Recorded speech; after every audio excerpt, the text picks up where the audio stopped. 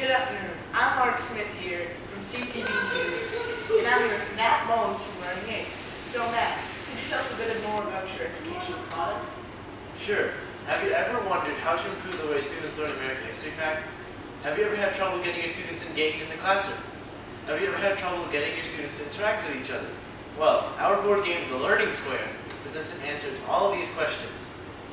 It does this by having students work together on teams and discuss the answers to questions. In fact, educational board games like ours have been shown to increase students' test scores by up to 20%. Research also shows that students tend to retain information much better if they learn it through engaging and interactive ways, like through our board game, rather than traditional lecturing. Thanks, Matt. You're here at Jefferson Middle School with Mr. Boggs is using the Learning Square in his 8th grade history class. So, Mr. Boggs, how is this game helping your students? When I first started teaching, I used lectures and worksheets to reinforce material. My students weren't getting the test scores I hoped for.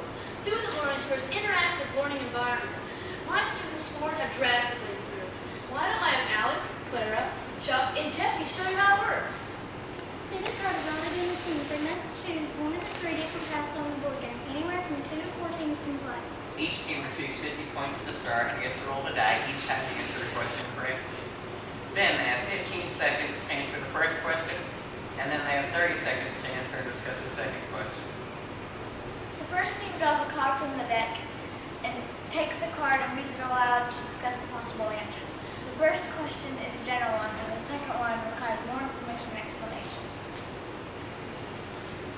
If the team answers the first question correctly, they receive 2 points and roll a die.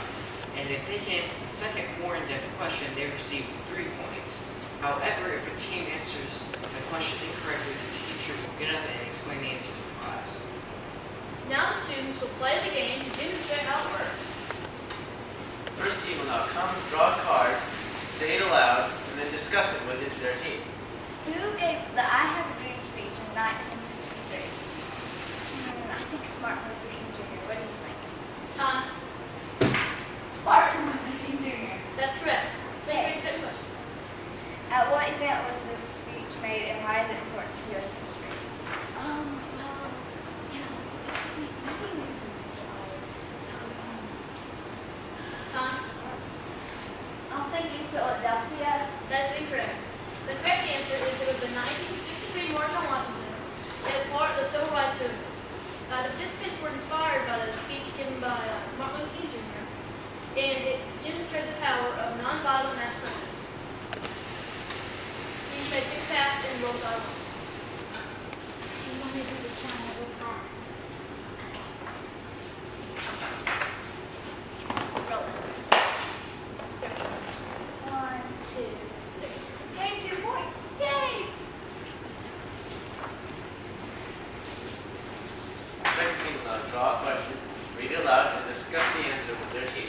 What caused the United States to enter World War II? I think it was Pearl Harbor. Yeah, that did happen around that time. Time. Pearl Harbor. That is correct. Second question. Who were America's allies and what was the overall military strategy? I believe our strategy was to target Hitler. And our allies were... Great Britain and Soviet. Yeah, that's what it was. Time. Great Britain and the Soviet Union, and our attack strategy was to target Hitler while sending resources over into Europe. That's correct, students. You may roll the die twice and move. Let's do the Let's do flag it. pack. Yeah, flag pack. It's your pack. 3. Lose 15 points. Dang Oh, that's too bad. 1. Gain points according to die roll. Times 10. Oh, well, we lost 5 at 5. This concludes our presentation on Learning Square. Come back next time to learn some new innovations in education.